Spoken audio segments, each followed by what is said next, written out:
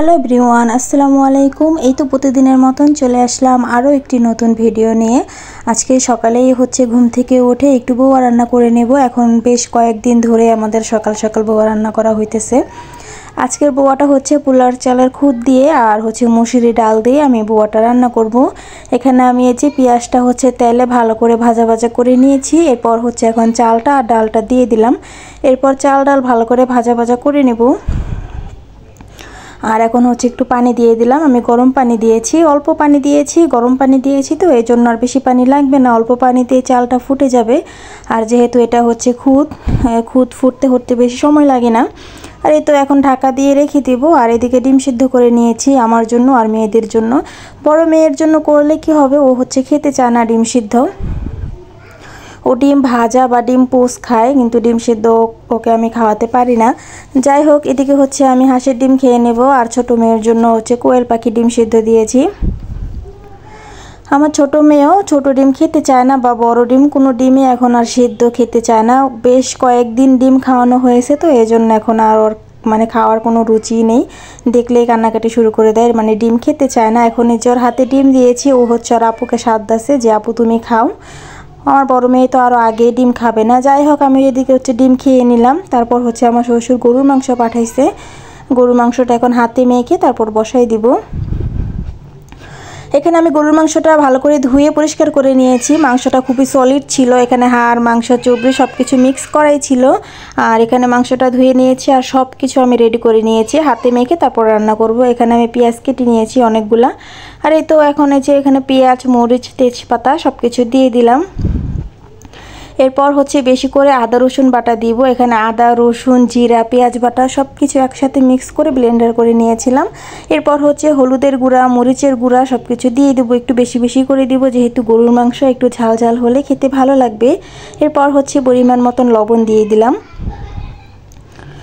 আর এখন তেল দিয়ে দিলাম। আমি এভাবেই রান্না করি, আর এভাবে রান্না করলে গরুর মাংসটা খেতে অনেক মজা লাগে। আপনারা ট্রাই করে দেখতে পারেন। হাতে মাখা গরুর মাংস কিন্তু আসলে খুব মজা হয়।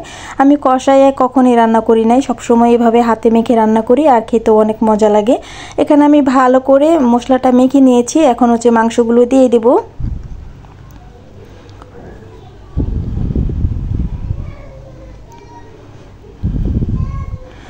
এই তো এখানে আমি মাংসগুলো দিয়ে দিয়েছি। এখন ভালো করে মাংসগুলো মেখে নেব। আসলে হাতে মাখা সব কিছুই ভালো করে মেখে নিতে হবে, তাহলেই আসল টেস্টটা পাওয়া যাবে।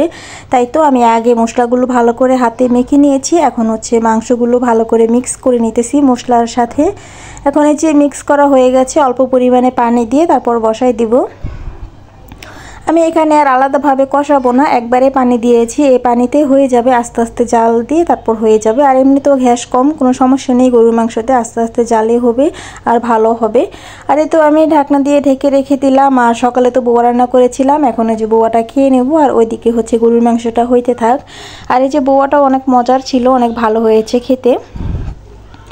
চালটা সুন্দর মতন ফুটেছে আর ডালটাও সুন্দর হয়েছে। এখন সবাই মিলে সকালে নাস্তাটা করে নিতেছি। এখানে চাপা শুটকির ভর্তা ছিল, কালো জিরা ভর্তা ছিল, 2 পদের ভর্তা দিয়ে এখন বউয়া খেয়ে নেব। আর বউয়ার মেন স্বাদই ভর্তা। ভর্তা না হলে বউয়া খেতে কিন্তু একদমই ভালো লাগে না, আর ভর্তা হলে বউয়ার টেস্টটা পুরো দ্বিগুণ বেড়ে যায়। এই তো এখানে বউয়া খেয়ে নিতেছি, অনেক মজার ছিল, অনেক মজা করে বউয়া খেলাম। তারপর খাওয়া দাওয়া শেষ করে এখন দেখি গরুর মাংসের কি অবস্থা। এই তো আস্তে আস্তে জাল হতে খুব সুন্দর হয়েছে, আর স্মেলটা মাশাআল্লাহ একদম দারুণ হয়েছে। আর এখানে মাংসটা সেদ্ধ হয় নাই, আর একটু হবে, আমি একটু লাড়াচাড়া দিয়ে তারপর আবার ঢাকনা দিয়ে ঢেকে রেখে দেব। মাংসের কালারটা কিন্তু খুব সুন্দর আসছে। আর এই তো কিছুক্ষণ পরে এখন একটু জিরা ফাঁকি দিয়ে তারপর কিছুক্ষণ পর নামিয়ে নেব। আর এদিকে আমি ভাত বসাই দিছি দুপুরের জন্য। আর এরপর মাংসটা তোর জিরা পাখি দিয়ে নামাই নিব। আর এদিকে আমার মেয়েকে আমি নুডলস রান্না করে দিচ্ছি। এদিকে এখন কিন্তু বিকেল হয়ে গেছে, আমাদের দুপুরে খাওয়া দাওয়া শেষ হয়ে গেছে। আমি আর ভিডিও নিতে পারি নাই। আর এখন সন্ধ্যার দিকে আমার ননদ একটু পরোটা বানাইছে। ও আলুর পরোটা বানাতে চাইছিল, পরে আলুর পরোটা আর হয় নাই, পরে আলু ভর্তা দিয়ে তারপর পরোটা খেয়ে নেব। সাথে ছিল ভাজি। আর গরুর মাংস ছিল, গরুর মাংস খাই নাই, এমনি চুলকানির সমস্যা, অনেক অ্যালার্জি, এই জন্য ভাবলাম দুপুরে তো খেয়েছি, এখন আর গরুর মাংস খাবো না। এই জন্য পরোটা দিয়ে আলু ভর্তা দিয়ে বা ভাজি নিয়েছি, ভাজি দিয়ে আমরা খেয়ে নিয়েছি সবাই মিলে।